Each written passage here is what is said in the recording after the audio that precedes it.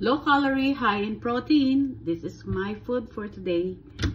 So I'm just gonna put it in my this and put water and boil it. That's it. Just salt and no nothing. No oil, no nothing. Just slice this pork chop into like chunky cubes, not really chunky cubes. Because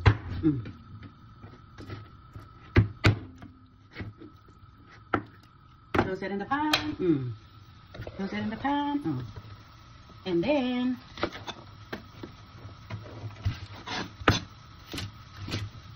toss it in the pan.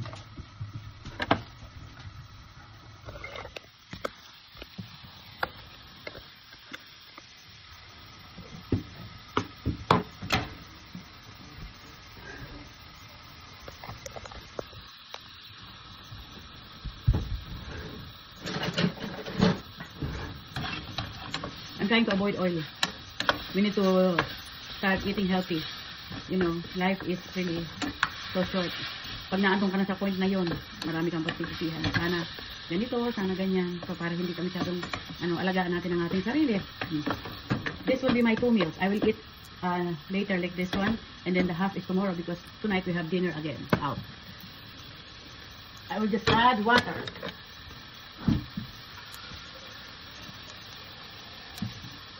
Just a cup of water. Cover it and let it boil. Oops, I forgot to put the tomato. The rest will be added later when it's tender. So,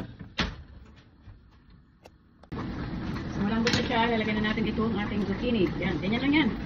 Zucchini and the cabbage.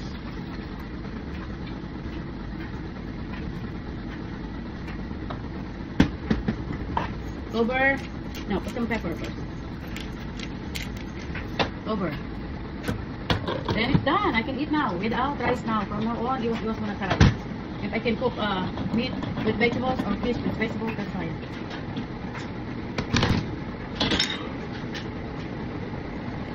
Coffee first tayo. Habang naghintay tayo ng ating niluluto, ng ating brunch. Sabi nung ng lola ng manugang ko, umayat na daw ako. She said, hey, yeah, you can't lose weight. Oh, really? Yeah. La la la la la la. Another minutes, after it's done. Okay. Okay na to. Muntik na maubos ang sabaw. Kunti na lang ang sabaw. Just medium-rare na. Wala nang sabaw. Okay guys, kain na. Tapan muna natin para makulog. This is the moment of truth. High in protein, low in calorie. Low in carb. Low in calorie, it means yan. Kasi nakita nyo naman yung puro cabbage. Yan. Kunti na lang yung sabaw.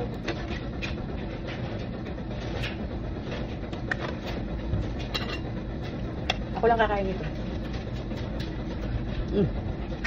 Kunti lang ang sabaw, manamis-namis. Ang sarap. This is what I want. Ipukunti ang sabaw. Okay.